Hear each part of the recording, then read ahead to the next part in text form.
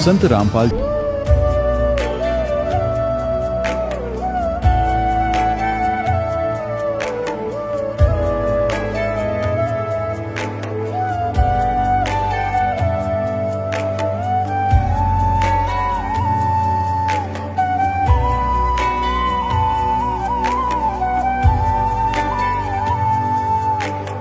गीता 18 के श्लोक नंबर 62 में भगवान स्वयं कह रहे हैं कि अर्जुन उस परमेश्वर की शरण में जा जिसकी कृपा से परम शांति व शाश्वत स्थान अर्थात सतलोक को प्राप्त होगा।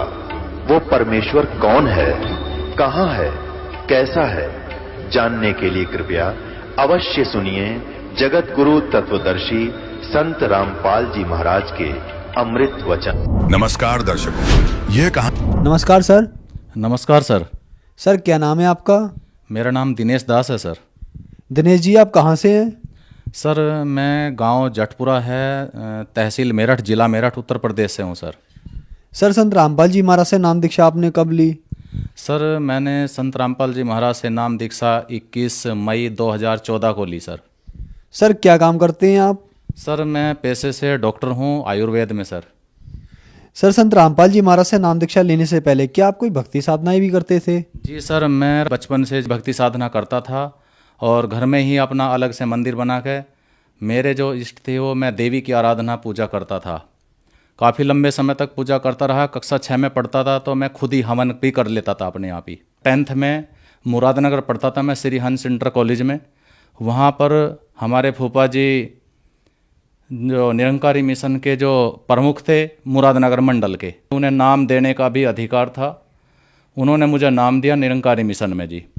निरंकारी मिशन में रहते हुए मैंने 13 साल 2004 तक जो है निरंकारी मिशन में बताए मार्ग पर चलता रहा और अंततः ये हुआ कि मेरी शादी 1998 फरवरी को हुई। उसके बाद से मेरा जीवन पूर्ण रूप से बहुत ही दुखों से और दरिद्रता से मतलब मैं जूझता रहा, कोई शांति नहीं मिली। इसी दौरान निरंकारी मिशन में जो हमारे फूफा जी थे मुरादनगर मंडल के, नाम खड़क सिंह जी था उनका, 2003 में यहाँ पे कैंसर हो गया, उन्हें कैंसर से पीड़ित हो गए। तो सर वो जिंदगी मौत से 1.5 से 2 वर्ष तक जूझते रहे। उसी समय 2004 में मुरादनगर में समय के जो गद्दीसीन हरदेव सिंह जी महाराज हुआ करते थे, उनका सत्संग हुआ था। तो उस समय हरदेव सिंह जी महाराज हमारे फूफा जी के मकान पर आए थे वो, और मेरे ही सामने और उन्हें आशीर्वाद भी दिया था, बिल्कुल ठीक हो जाओगे। उसके बाद बहुत ही उनका शरीर काला पड़ गया था, जो बच्चे देख के डरते थे। ये स्थिति हुई। लास्ट में वे कहते थे कि कभी वे पूंछ बताते अपने यहाँ, कभी कहते थे मैं साड़ी पहनूंगा, कभी कहते थे मैं चुनरी ओढ़ूंगी। इस तरह की भावभंगिमा प्रेत बाधा से वे पीड़ित होकर लास्ट में वो मतलब एक दर्दनाक मृत्यु को प्राप्त हुए। इन सब वजहों को देखते हुए वो साधना छोड़ दी पूर्ण रूपेण। जो हमारे घर की जो साधना चली आ रही थी देवी देवताओं की, हमने दोबारा से फिर वही शुरू करी। उसके बाद मैंने गुरु गोरखनाथ के भगत थे हमारे गांव में, का एक पड़ोसी गांव में भलसोना, वहाँ के पंडित जी सुंदरलाल जी थे, उनको मैंने गुरु बना लिया था। जैसे उन्होंने मुझे साधना बताई थी वो साधना भी करता था। और जो राजस्थान में जो गोरख मैडी है वहाँ पे भी मैं जाता था। इसी बीच में दिल्ली कालका जी हमारे घर से 85 किलोमीटर पड़ती है जी। 4 बार लगातार 4 वर्षों तक वहाँ से ज्योति लेकर नवरात्रे जब शुरू होते थे, एक दिन पहले लगातार निरंतर 20 घंटे से 24 घंटे के अंदर पैदल लेके आता था, बिना लेटे, बिना कमर लगाए। अंत ये हुआ कि कोई किसी तरह का कोई लाभ नहीं मिला। मैं बेरोजगारी से और बीमारी से जूझता रहा। सर आपके बताए अनुसार आपने बचपन से ही आपने देवी देवताओं की भक्ति की और 13 साल तक आपने निरंकारी पंथ में भक्ति साधना की। आप बचपन से ही भक्ति में लीन रहे, तो फिर आप संत रामपाल जी महाराज की शरण में कैसे आए? संत रामपाल जी की शरण में ऐसा आया सर, मैं तो अचानक एक दिन हम बैठे हुए थे, जो और भी मेरे साथी थे जो इसी तरह की अनुपासना देवी की पूजा वगैरह करते थे। तो ऐसे ही जिक्र हुआ कि मेरे से कहने लगे भाई दिनेश ऐसे ऐसे एक बाबा जी नए आए हैं, वो अपने आप को परमात्मा बताते हैं। मैं कहा अच्छा। और उनका पांचली के जो है हमारे यहाँ पांचली गांव है, पांचली के बहुत सारे जाते हैं वहाँ पे। वो कहते हैं कि कोई जो है देवी देवताओं को नहीं पूजना है, किसी को नहीं वो करना है, इस तरह की बात बताते हैं। और वो कहते हैं कि मैं भगवान हूँ। मैंने कहा तो भैया आप जो लोग ऐसा कहते हैं, भाई मुझे तो ज़रूरत है भगवान की, अगर वो ऐसा कह रहे हैं तो अपने जो जानने वाले हैं उनसे कह के पुस्तक मुझे दिलवाना, भाई मैं पढ़ के देखूंगा अगर वो ऐसा कह रहे हैं। उन्होंने कहा कि वहाँ जाने की ज़रूरत नहीं है, हमारे गांव में एक फैमिली थी, हमें खुद नहीं पता था, पिछले 2 वर्षों से संत रामपाल जी महाराज की शरण में थे और भक्ति कर रहे थे। तो उन्होंने बताया कि इनके घर चले जाओ, पड़ोसी थे वो भी, थोड़ा सा हटके थे दूसरी गली में। मैं उनके घर गया, उनके घर पहुँच के मैंने वहाँ से पुस्तक ज्ञान गंगा प्राप्त करी और पुस्तक सर मैंने लगातार पढ़ी, 36 घंटे में पूरी करी जी। पढ़ने के बाद मैं उनके घर पहुँचा, मैंने कहा रविंद्र भैया मुझे लेके चलो, मुझे तो अभी नाम लेना है जाके। उन्होंने कहा कि ठीक है, हम उसी महीने सर, मई की बात है ये, मई 14 की, हम 21 तारीख को जो हैं बरवाड़ा आश्रम पहुंच गए सर। वहाँ पे हमने जाकर जो संत रामपाल जी महाराज से नामदान, नाम दीक्षा ली। सर आपके बताए अनुसार आप पे दुखों का पहाड़ टूटा हुआ था, तो क्या संत रामपाल जी महाराज से नाम दीक्षा लेने के बाद आपके दुख दूर हुए, आपको लाभ भी मिले?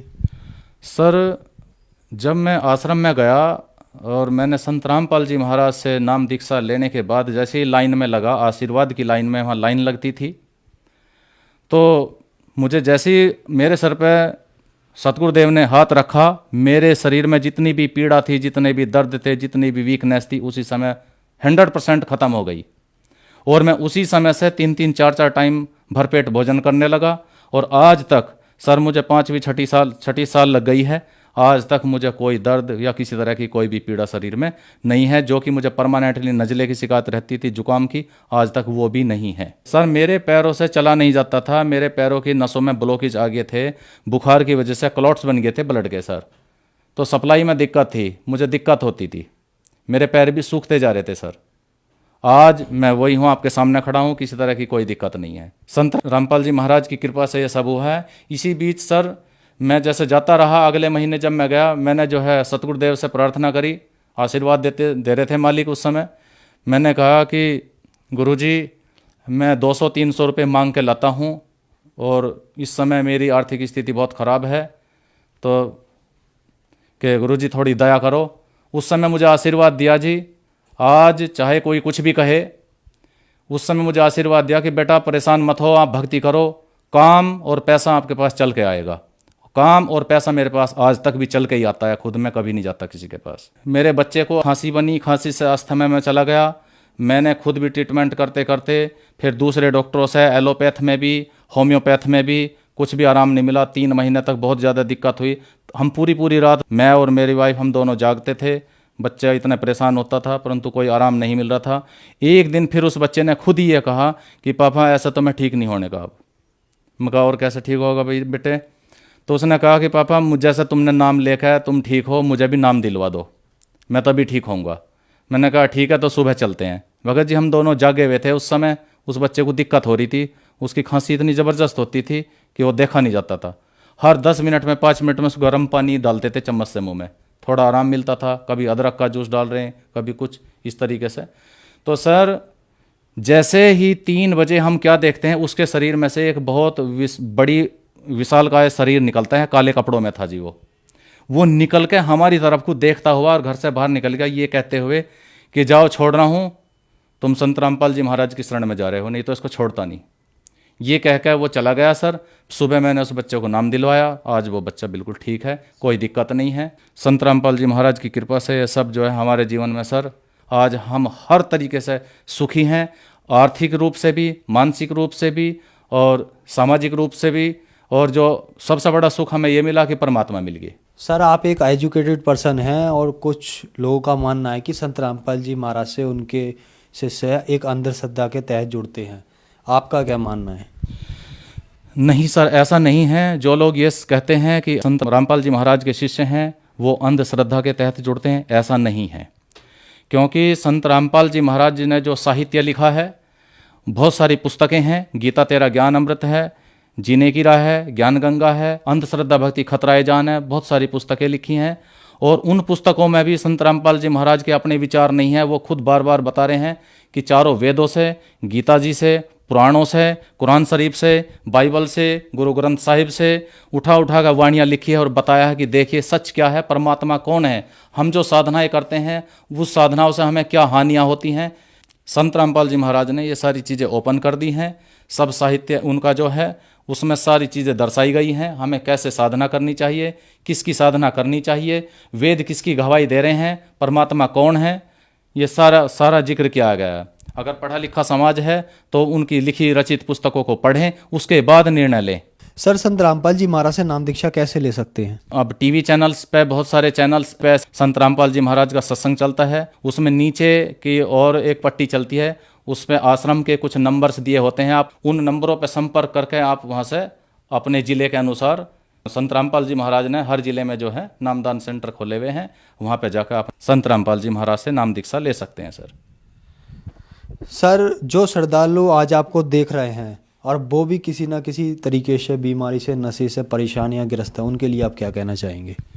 सर, आज जो समाज, चाहे वो अनपढ़ है, अनपढ़ तो बहुत कम रह गया है, चाहे वो पढ़ा लिखा है, आज बहुत सारी बीमारियों से, जैसे शराब है, जुआ है, व्यभिचार है, इन नशा है या मांस खाना, इन सब से पीड़ित हैं। अगर इनसे बचना है तो सर, मैं भी, क्योंकि मैं शराब भी पीता था, बीड़ी सिगरेट भी पीता था और मुर्गे बकरे भी खाता था, जब से सतगुरु रामपाल जी महाराज की शरण में आया हूँ, मेरा ये सब जितने भी दोस्त थे वो सब छूट गए हैं।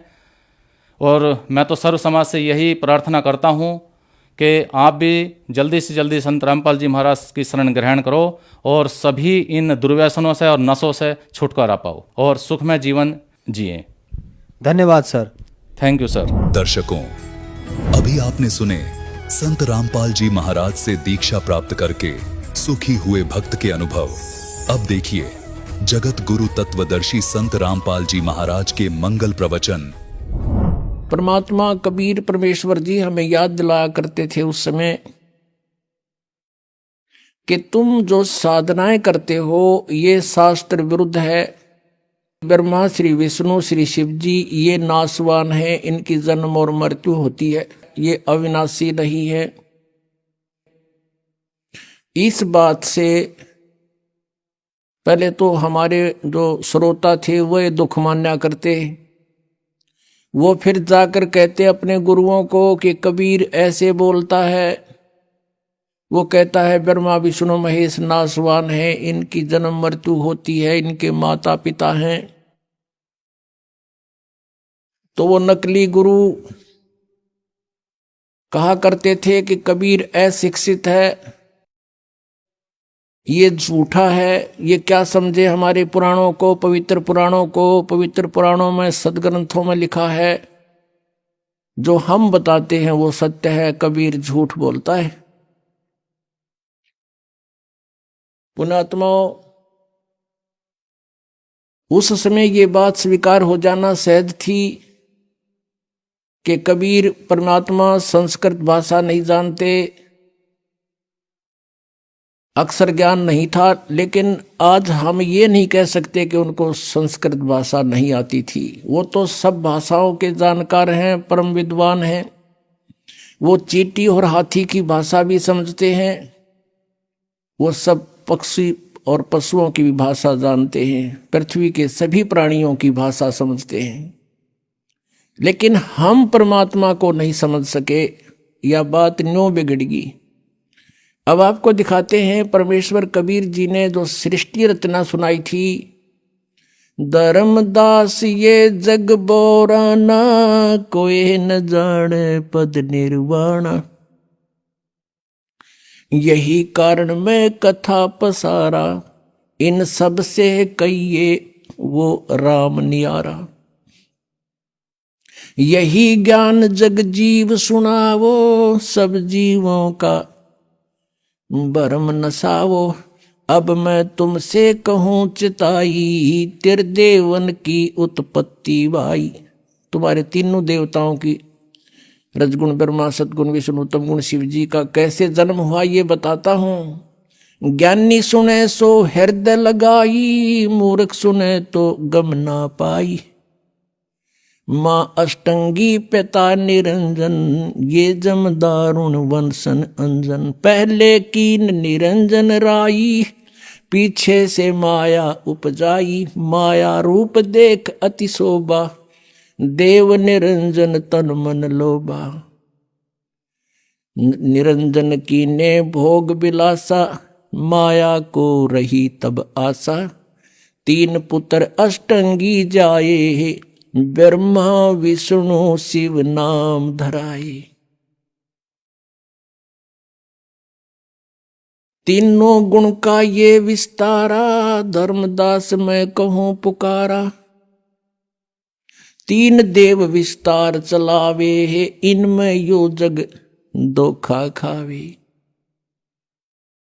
आज से 600 वर्ष पहले परमात्मा ने अपनी अमृतवाणी में लिपिबद्ध करवा रखी है ये ज्ञान। तो पुण्यात्माओं, अब पता चलेगा कौन था विद्वान और कौन है अविद्वान। एक संस्कृत भाषा के जान लेने से महर्षि नहीं बन सकता, शास्त्री तो कह सकते उसको, और वो विद्वान नहीं हो सकता।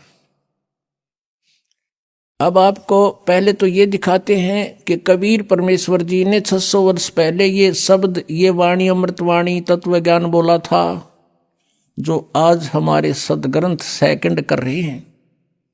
धर्मदास जी एक महान आत्मा हुए हैं, परमात्मा उनको आकर मिले थे अपने लीलावत स्वभाववश, जैसे लीला परमात्मा किया करता है। वेद बताते हैं, ऋग्वेद मंडल नंबर 9 सूक्त नंबर 86 का मंत्र 26 और 27 में कहा है कि परमात्मा अपने भक्तों के सब संकट दूर करता है, अपने रूप को सरल करके वहां से गति करके आता है। वो तीसरे मुक्ति धाम में रहता है, ध्रुवलोक के तीसरे पृष्ठ पर विराजमान है, यानी सतलोक में रहता है, और वहां से गति करके चल के आता है, भक्तों को मिलता है, उनको ज्ञान उपदेश देता है, भक्ति का यथार्थ ज्ञान बताता है। और वो परमात्मा राजा के समान देखण जोगा है, दर्शनीय है, और वो अच्छी आत्माओं को आकर मिलता है। और परमात्मा कहते हैं, चारों युग में संत पुकारे, कूक कहा हम हेल रे। हीरे माणक मोती बरस हैं, ये जग चुगता ढेल रे। अब परमात्मा परमेश्वर कबीर देव जी, कबीर साहब जी जिन पुण्यात्माओं को मिले, उन्होंने फिर ढोल के डंके पे परमात्मा के प्रचार किया उस सच्चे ज्ञान का। तो प्रत्येक युग में प्रभु आते हैं कबीर परमेश्वर जी। सतयुग में सत सुकृत नाम से, त्रेता में मुनिंदर नाम से, द्वापर में करुणा में नाम से, और कलयुग में वो कबीर नाम से। तो उन्होंने कहा था कि चारों युग में मेरे संत पुकारे, और हमने भी आवाज लगा लगा कर ढोल के डंके पे कहा कि हीरे माणक मोती बरसे, यो जग चुगता ढेल रे। हीरे मोती छोड़ के सत साधना रूपी, इस सत नाम रूपी, सच्चे नाम और सार नाम रूपी मोती को ना ग्रहण करके ये आन उपासना, आन साधनाएं, अन्य देवताओं की पूजा रूपी डले ढो रहे हैं, कंकर इकट्ठी कर रहे हैं। तो उस समय परमात्मा की यह बात समझ में ना आई हमारे कि ब्रह्मा विष्णु महेश भी माता पिता है इनके, और अब भी यही दास के साथ यही हो रहा है। हम ये सत्य ज्ञान परमात्मा का दिया हुआ अब आप तक पहुंचा रहे हैं, तो कुछ जिनकी रोजी रोटी, जिनका निर्वाह बाधित हो रहा है, वो कूद कूद पड़ रहे हैं, लेकिन अब उनकी दाल गले को नहीं, क्योंकि समाज शिक्षित हो गया। आज से 600 वर्ष पहले परमात्मा ने कहा था, ब्रह्मा विष्णु महेश नासवान है, इनकी जन्म मृत्यु होती है, इनके माता पिता हैं, पर नहीं जची हमारे, पर आज जचेगी।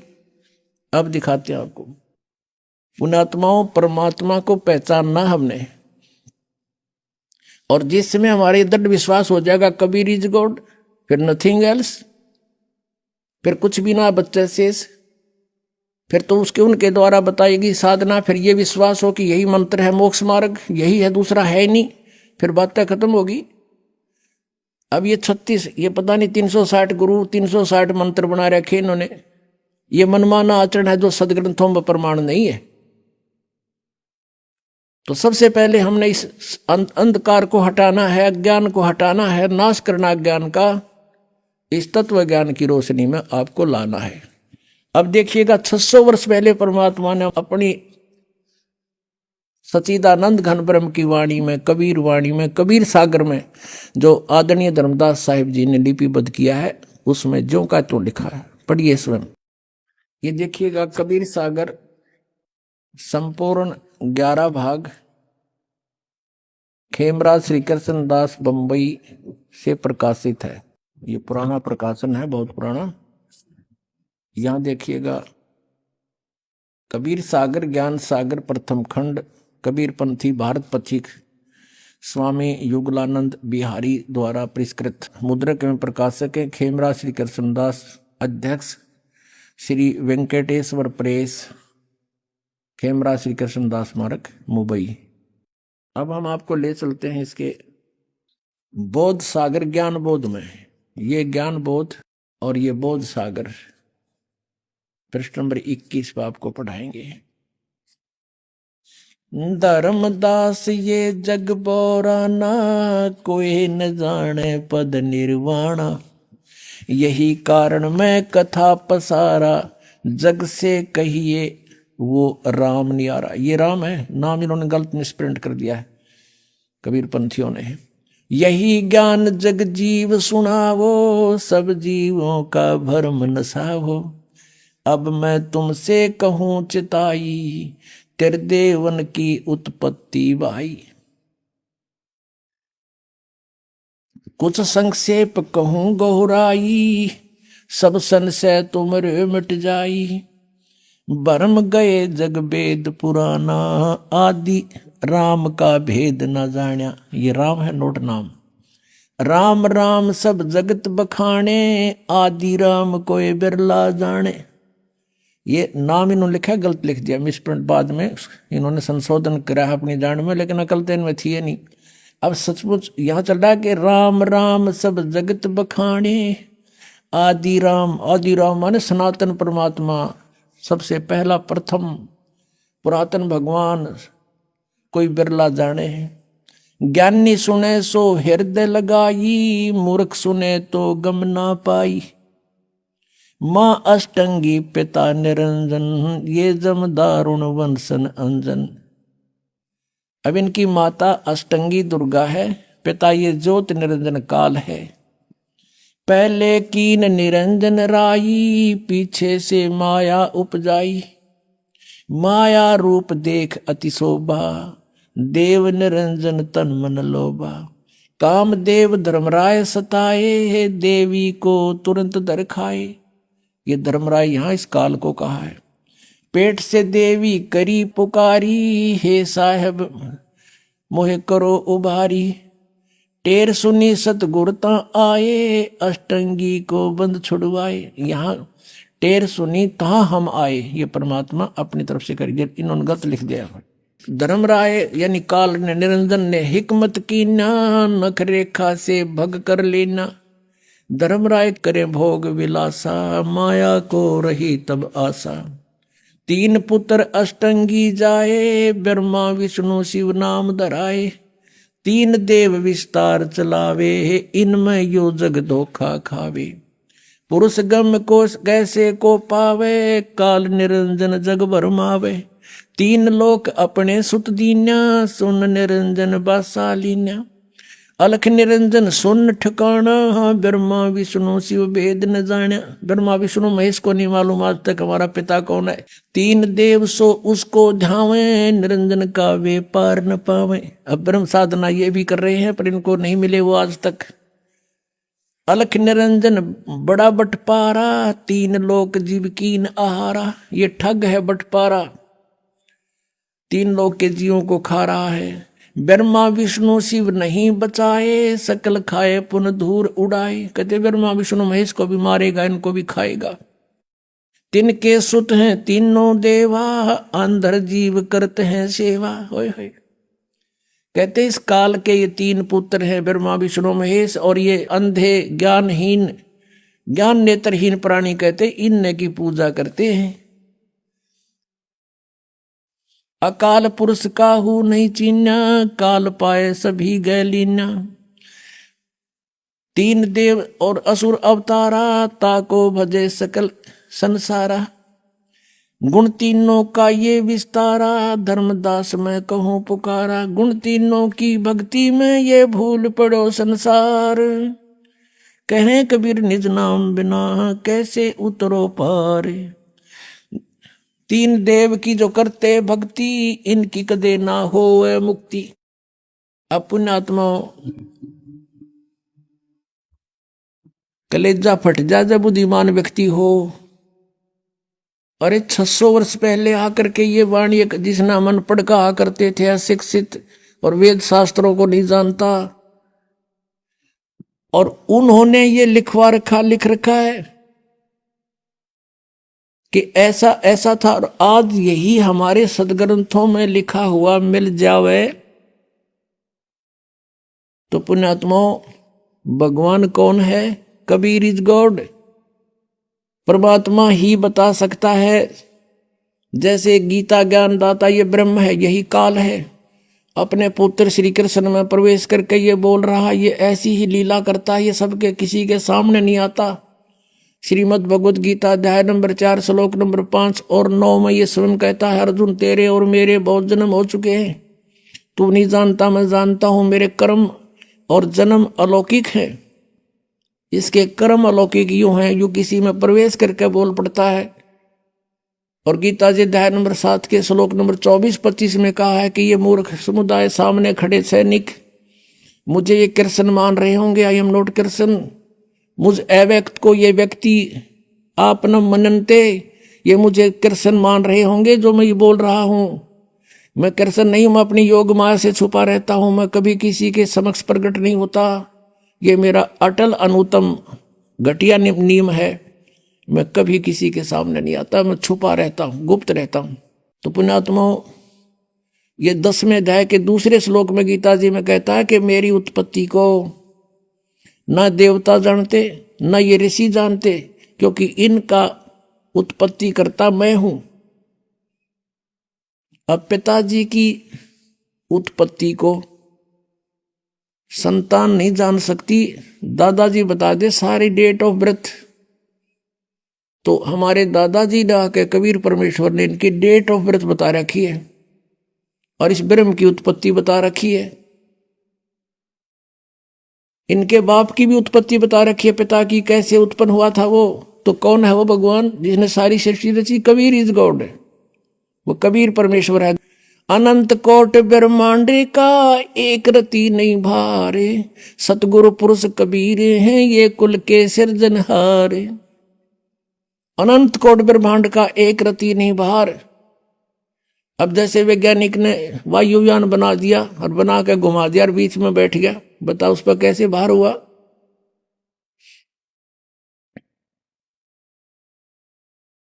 तो उस परमेश्वर ने आके हमारी को सारी ज्ञान दिया सब। अब आपको दिखाते हैं पवित्र सदग्रंथों में, देखिएगा शिव पुराण। यह है संक्षिप्त शिव पुराण, सचित्र मोटा टाइप, केवल हिंदी, गीता प्रेस गोरखपुर से प्रकाशित। इसके संपादक कौन है? हनुमान प्रसाद पोदार। गीता प्रेस गोरखपुर से प्रकाशित है। रुद्र संहिता आपके रूबरू कराते हैं सदग्रंथ की। संक्षिप्त शिव पुराण पृष्ठ नंबर 98 से 98। इसके लास्ट में थोड़ा सा यहां से लिंक करके आगे चलेंगे। 5वां अध्याय रुद्र संहिता का एंड होता है। अपने पुत्र नारद की यह बात सुनकर लोक पिता में ब्रह्मा वहां इस प्रकार बोले। अब ये 6वां अध्याय शुरू हो गया। ब्रह्मा जी ने कहा, ब्रह्मन अपने पुत्र से कह रहे हैं, ब्रह्मा जी देव शिरोमणे तुम सदा समस्त जगत के उपकार में ही लगे रहते हो। तुमने लोगों के हित की कामना से बहुत उत्तम बात पूछी है। जिस समय समस्त चराचर जगत नष्ट हो गया था, फिर कुछ भी नहीं था, अंधकार ही अंधकार था। उस समय तत्सद ब्रह्म, यह श्रुति में जो सत्य सुना जाता है एकमात्र वही शेष था। पहले तो ब्रह्मा ने वैसे ज्ञान नहीं था, फिर भी इन पुराणों को हम अभी तक सत्य मानते रहे, उससे ही देखें तत्सद ब्रह्म। अब ये किसके विषय में संकेत है बाद में बताएंगे, पहले हम अपना उद्देश्य देखते हैं। अब 100 पृष्ठ पर देखिएगा। जिस परब्रह्म के विषय में ज्ञान और अज्ञान से पूर्ण, अब ब्रह्मा जी सबसे श्रेष्ठ वक्ता इस ब्रह्मांड का, और वो कहता कुछ ज्ञान कुछ झूठा कुछ सच्चा मैं बताऊं जिसा मुझे पता है। जिस परब्रह्म के विषय में ज्ञान और अज्ञान से पूर्ण उक्तियों द्वारा इस प्रकार विकल्प किए जाते हैं, उसने कुछ काल के बाद द्वितीय की इच्छा प्रकट की, अपने भीतर एक से अनेक होने का संकल्प उदित हुआ। तब उस निराकार परमात्मा ने अपनी लीला शक्ति से अपने लिए मूर्ति की कल्पना की। मूर्ति माने आकार होता है। जो मूर्ति रहित परम ब्रह्म है उसकी मूर्ति ये भगवान सदाशिव हैं। अर्वाचीन और प्राचीन विद्वान उन्हीं को ईश्वर कहते हैं। उस समय एकाएकी रहकर स्वेच्छा अनुसार व्यवहार करने वाले इन सदाशिव ने अपने विग्रह से स्वयं ही एक स्वरूप भूता शक्ति की सृष्टि की, जो उनके अपने श्रीअंग से कभी अलग होने वाली नहीं थी। उस पराशक्ति को प्रधान प्रकृति गुणवती माया बुद्धि तत्व की जननी तथा विकार रहित बताया है। वह शक्ति अंबिका कही गई है। उसको प्रकृति, ये प्रकृति शब्द याद रखना, ये दुर्गा के लिए है। यहाँ पर गीता जी के अध्याय नंबर 14 के श्लोक 3, 4, 5 में जब आपको दास सिखाएगा ब्रह्मा विष्णु महेश की उत्पत्ति, वहाँ कोड वर्ड है। ये वहाँ दुर्गा के विषय में कहा है प्रकृति के, ये प्रकृति मेरी पत्नी है, मैं इसके पेट में बीज स्थापित करता हूँ गर्भ में, जिससे सबकी उत्पत्ति होती है। काल बोल रहा है गीता को। सर्वेश्वरी और त्रिदेव जननी, तीनों देवताओं की माता, और नित्या और मूल कारण भी कहते हैं। सदाशिव द्वारा प्रकट गई उस शक्ति की 8 भुजाएं हैं, अष्टंगी। अब मैं तुमसे कहूं चिताई, त्रिदेवन की उत्पत्ति वाई, माँ अष्टंगी पिता निरंजन। जिसको ये सदाशिव कहते हैं ना, ये सदाशिव ये है वो काल, वो शिव रूप धारण करके प्रकट हो जाता है अपने पुत्र का रूप बना करके। उसकी 8 भुजाएं हैं, शक्ति के 8 भुजाएं हैं। नाना प्रकार के आभूषण उसके श्रीअंगों की शोभा बढ़ाते हैं। अब प्रकृति है या प्रकृति जो सारे 8 हथियार रखती है, वो उसकी 8 भुजाएं हैं और अनेक प्रकार के अस्त्र शस्त्र धारण करती है। एकाकिनी होकर भी वह माया संयोग वसात अनेक हो जाती है। जैसे 3 रूप और बनाए थे इसने, सावित्री, लक्ष्मी और पार्वती के। जो वे सदाशिव हैं उन्हें परम पुरुष ईश्वर शिव शंभु और महेश्वर कहते हैं। अब यहां क्लियर होगा इसका। अब ये हम 101 पर आगे पढ़ते पढ़ते 101 पृष्ठ पर रुद्र संहिता, और ये 6, 7वां अध्याय चल रहा है। वे अपने सारे अंगों पर भस्म रमाए रहते हैं।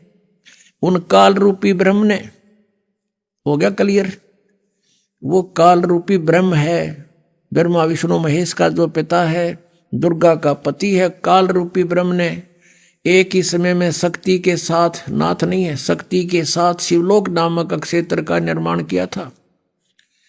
उस उत्तम क्षेत्र को काशी कहते हैं। वे प्रिया और प्रियतम रूप, वे दोनों पति पत्नी के रूप में शक्ति और शिव, दुर्गा और ये काल रूपी ब्रह्म जो परमानंद स्वरूप है, उस मनोरथ क्षेत्र में नित्य निवास करते हैं।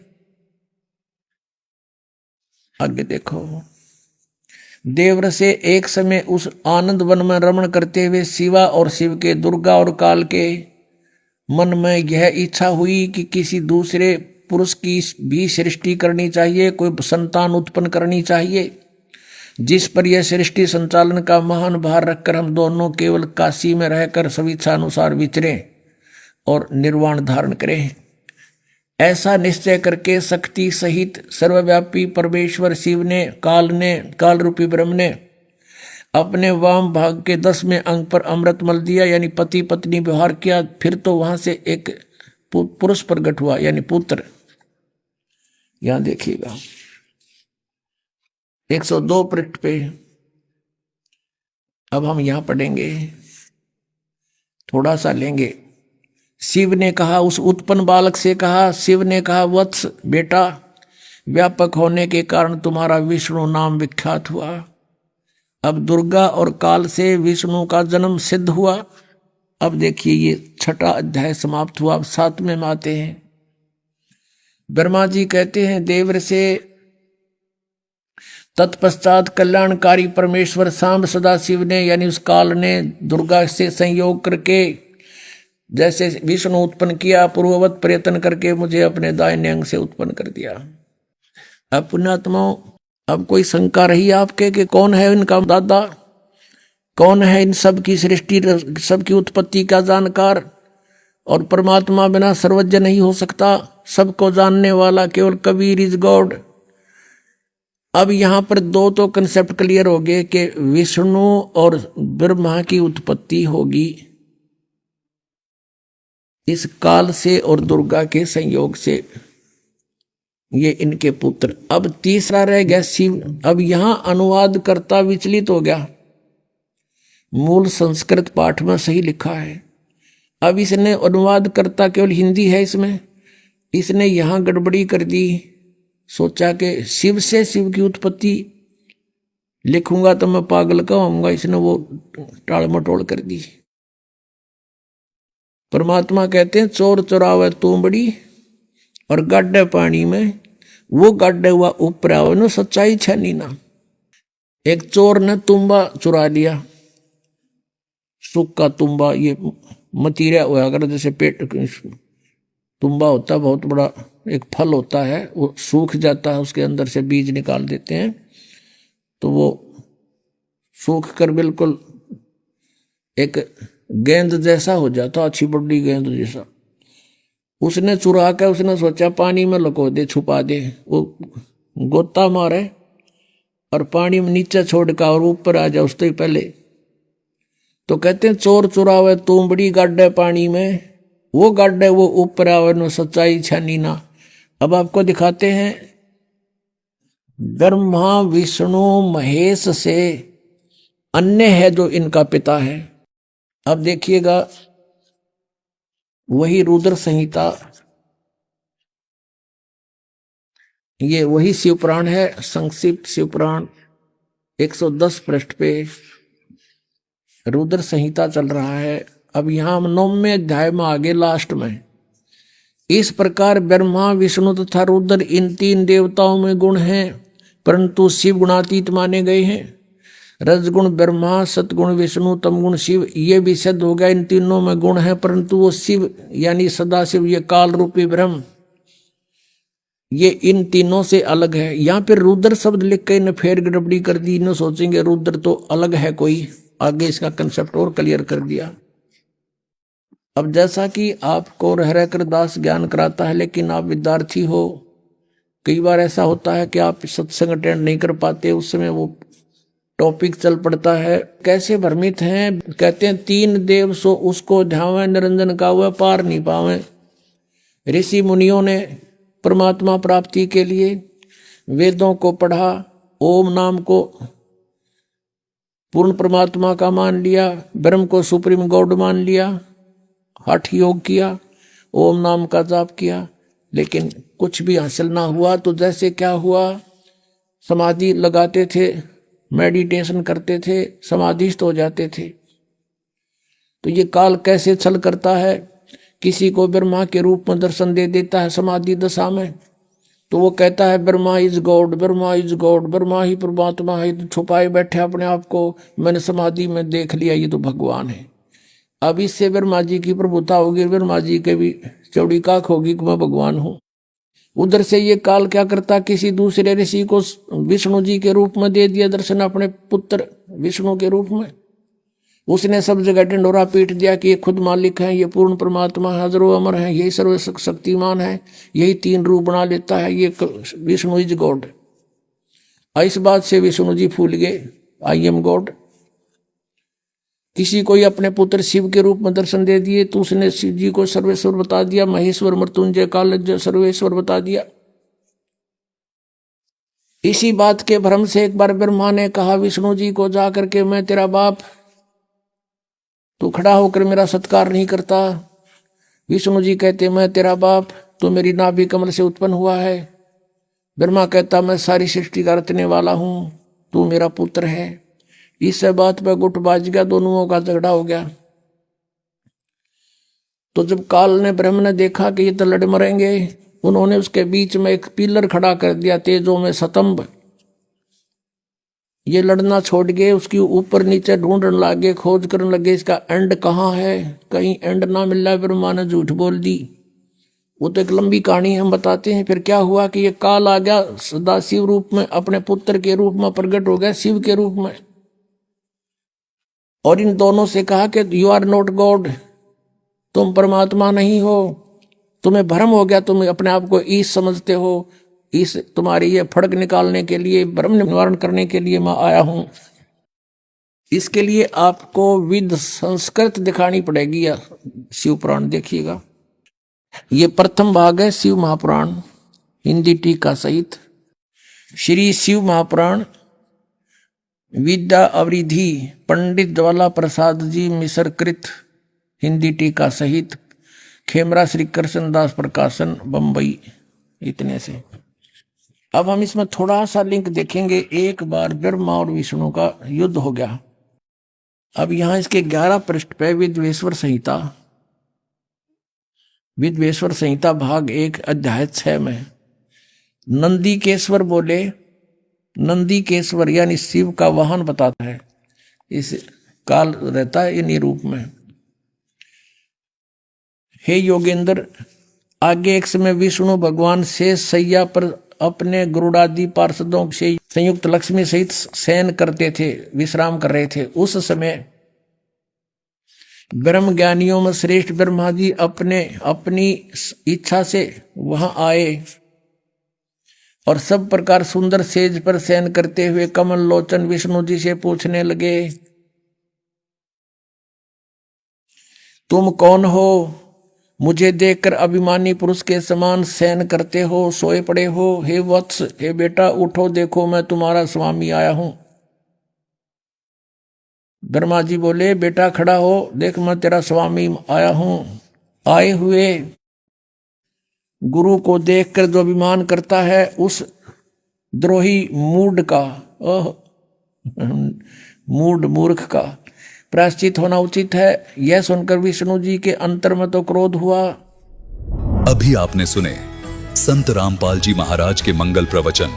आइए अब सुनते हैं संत रामपाल जी महाराज से नाम दीक्षा लेकर सतभक्ति करके अद्भुत लाभ प्राप्त करने वाले अनुयायी के विचार।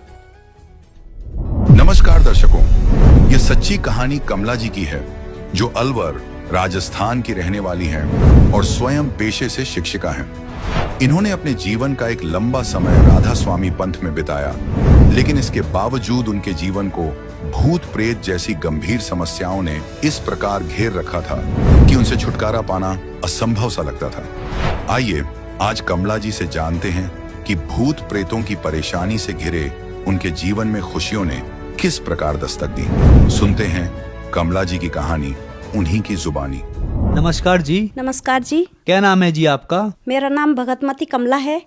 कहाँ से आए हैं आप? मैं राजस्थान अलवर से हूँ। बहन जी आप क्या करते हैं? मैं गवर्नमेंट स्कूल में कार्यरत हूँ और मैं सीनियर टीचर संस्कृत से हूँ जी। संत रामपाल जी महाराज से आपने नाम दीक्षा कब ली? नवंबर 2013 में ली थी। संत रामपाल जी महाराज से नाम दीक्षा लेने से पहले क्या आप कोई भक्ति साधना करते थे? हाँ जी सर, मैं भक्ति करती थी। मैं शिव जी की भक्ति करती थी जन्म से ही, और उसके बाद नवरात्रा करने लग गई। उसके बाद मैंने हनुमान जी की भक्ति की, और उसके बाद सभी देवी देवताओं की, जैसे कि पारंपरिक तरीके से करते आ रहे थे पूर्वज, उनके अनुसार हम पूरी भक्ति किया करते थे। और राधा स्वामी में भी मैं 2 साल गई थी, उनकी भी भक्ति मैंने की थी। बहन जी, जैसा कि आपने बताया कि आप बचपन से ही भक्ति के माहौल में रहे, आपने भक्ति साधनाएं की, सभी की, शिव जी की, दुर्गा जी की, राधा स्वामी डेरा ब्यास भी आप गए। तो आप इतनी भक्ति साधना करते थे, तो उन सब से आपको क्या लाभ प्राप्त हुए? सर, मुझे उन भक्तियों से कोई लाभ तो हुआ नहीं, उसकी जगह मुझे बहुत हानि उठानी पड़ी। जैसे कि मेरे बेटे को काले कपड़ों में एक औरत दिखा करती थी और वह बहुत डर जाता था उससे, उसके कारण हम परिवार में बहुत दुखी रहने लगे। और जैसा कि एक सिद्ध महात्मा है मंडावर में, तो वहाँ बोला कि है ना वहाँ सही हो जाते हैं। तो मैं बच्चे को लेके सिद्ध महात्मा के पास पहुँची और वहाँ पे मेरे मम्मी पापा 20 साल से जुड़े हुए थे, उनकी भक्ति कर रहे थे। तो उन्होंने कहा वहाँ सही हो जाते हैं और आप लेके चलिए। तो मैं बच्चे को मंडावर लेके गई, तो वहाँ पे उन्होंने भभूत दी और कहा कि है ना अब कोई भी प्रॉब्लम आपको नहीं होगी। तो मैं घर आ गई ऐसा कह के, सुन के भभूत लेके और घर आई। उसके बाद जैसे ही वो भभूत लगाना शुरू किया तो जो बच्चे को प्रॉब्लम थी वो सारी की सारी मेरे को होने लग गई और इतनी परेशानी होने लगी कि कहता था कि मैं जिंदा हूँ। शुरू में तो उन्होंने कहा कि है ना ठीक है, जो भी कहोगे वो सारी काम आपके होते जाएंगे। और आकाशवाणी से जैसे कि कोई बात होती, उसका क्वेश्चन का आंसर मेरे को तुरंत मिल जाता था कि ऐसा होना है। जो जो सोचती उसको आगे से आगे पता चल जाता था कि इनके मन में क्या है और ये क्या सोच रहे हैं, वो काम आगे से आगे हो जाता था। धीरे धीरे करके वक्त निकलता रहा और जो डर था वो हमारे अंदर और ज़्यादा पैदा हो गया और हम बहुत डरने लगे। बच्चा भी बहुत डर गया। तो जैसे प्रेत आत्मा थी वो आकाशवाणी करती थी कि है ना तुम लोगों का इलाज करना, मैं तुम्हारे अंदर सिद्धियाँ फिट कर देता हूँ। तो ये कहा उसने और मेरे मस्तिष्क को बिल्कुल खाली कर दिया। मुझे एहसास सारी चीज़ों को होता था और मस्तिष्क को खाली करके दोबारा से उन्होंने इसमें पूरा लिखा। उसके बाद उन्होंने मेरे बाईं तरफ के हिस्से को पूरा तोड़ दिया, ऐसे कर दिया और तोड़ के फिर दोबारा से फिट किया। बोला मैं आपके अंदर सिद्धियाँ दे रहा हूँ और आप आराम से इनका इलाज करना पब्लिक का। मैंने कहा कि मैं ये काम नहीं कर सकती और ना ही मुझे अपने शरीर में किसी को प्रवेश देना है। मुझे ये नहीं चाहिए कि मैं किसी की इलाज कर सकूं। लेकिन वो ज़बरदस्ती सारी सिद्धियां देता रहा, ये वो ऐसे करना है, थान बनाना है और अगरबत्ती लगानी है और लाइन लगा देता था लेडीज़ों की पुरुषों की कि इनका इलाज करो। लेकिन मैंने मना कर दिया कि मैं इनका इलाज नहीं करूँगी। लेकिन ज़बरदस्ती जो काम कहती वो आगे से आगे हो जाता और जब विपरीत जाती तो इतना तेज मस्तिष्क पर आता था कि मैं घबरा जाती थी उससे। उसके बाद धीरे धीरे सब चलता रहा, सिद्धियाँ आने लग गई, पता चलने लग गया ऐसे हो रहा वैसे। ऐसे ही आकाशवाणी से एक घंटा बात हो जाती मेरे को और मेरे बेटे को भी। बहुत डरते रहे और हम वहाँ जाते रहे कि और डर के कारण उन्होंने और पूजाएं भी शुरू करवा दी हमसे। सुबह नहा धो के दीपक लगाती, सारे काम करती और परेशानी और ज़्यादा ही बढ़ती गई। और बढ़ते बढ़ते ऐसे कि रात तो मैं जैसे ही मैं सोने जाती बिस्तर पे तो जाते जैसे ही मुझे गहरी नींद आने लगती तो हिल हिल के और चारपाई भी हिलने लगती, बेड भी हिलने लगता और मेरी नींद पूरी खुल जाती थी। और रात भर जागती थी मैं। फिक्स टाइम था कि 11 बजे जैसे सोने जाती नींद खुल जाती। फिर मेरे को 2:30 बजे रोजाना 2:30 बजे एकदम झटका लगता और नींद खुल जाती थी और मैं इतना परेशान होती।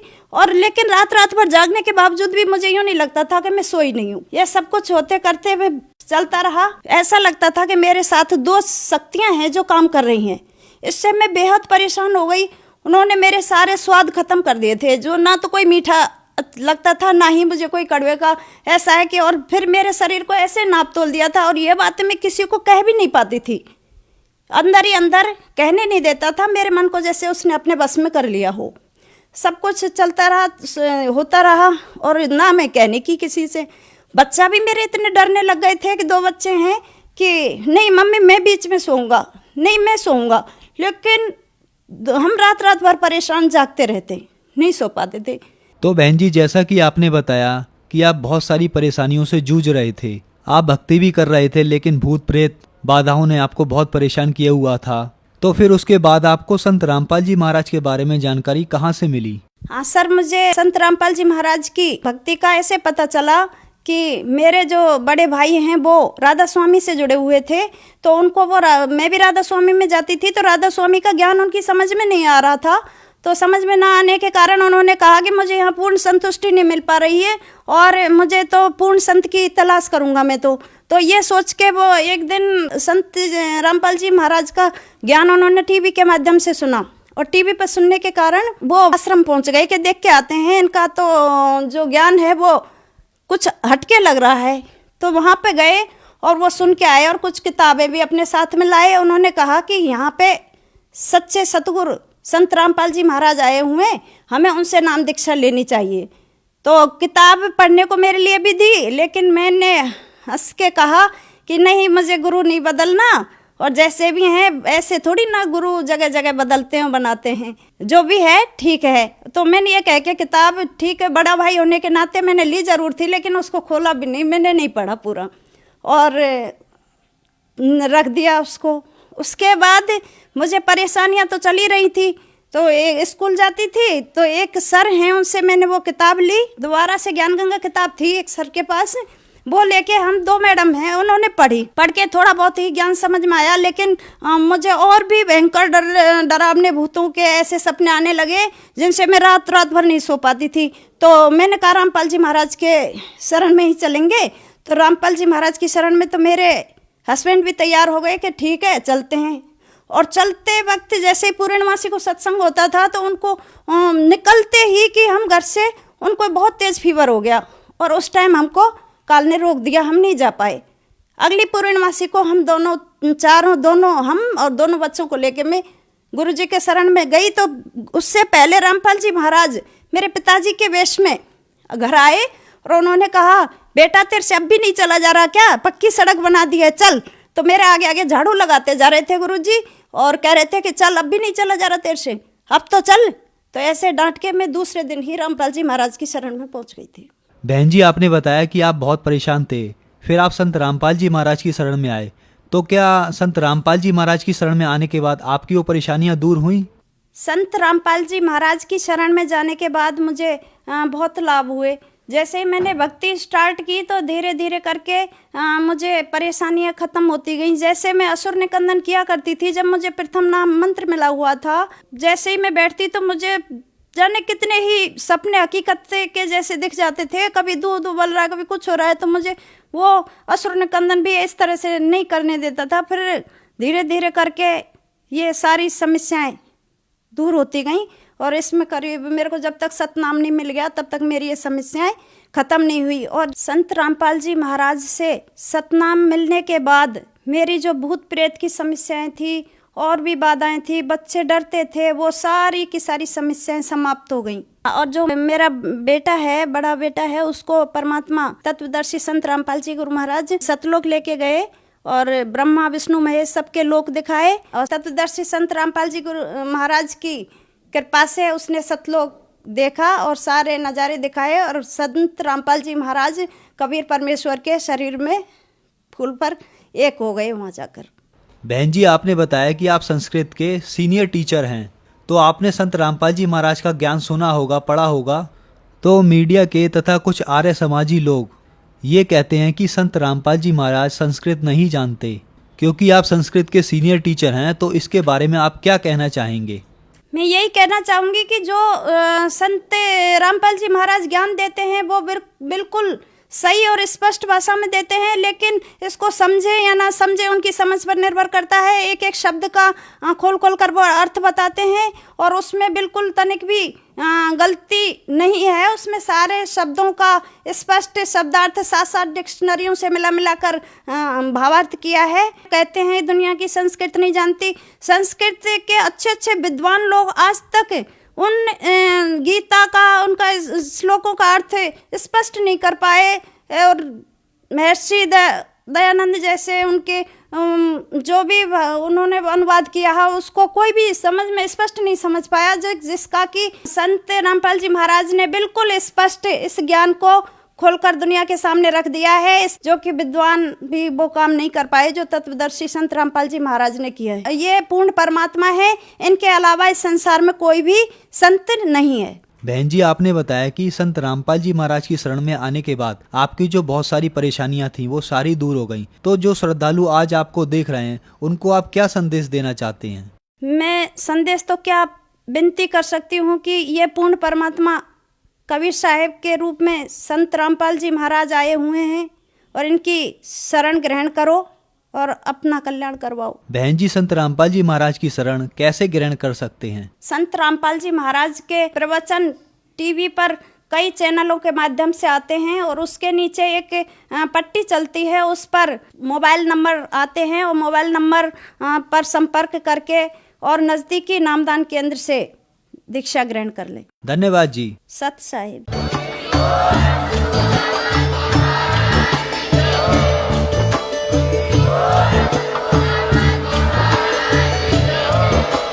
आप सुन रहे थे जगत गुरु तत्वदर्शी संत रामपाल जी महाराज जी के मंगल प्रवचन। अधिक जानकारी के लिए विजिट कीजिए हमारी वेबसाइट www.jagatgururampalji.org। संत रामपाल जी महाराज जी के शुभ आशीर्वाद से पूरे विश्व भर में 500 से भी ज्यादा नाम दीक्षा केंद्र हैं, जिन पर संत रामपाल जी महाराज जी द्वारा ऑनलाइन निशुल्क नाम दीक्षा दी जा रही है। अपने नजदीकी नाम दीक्षा केंद्र का पता करने के लिए संपर्क करें 8222880541।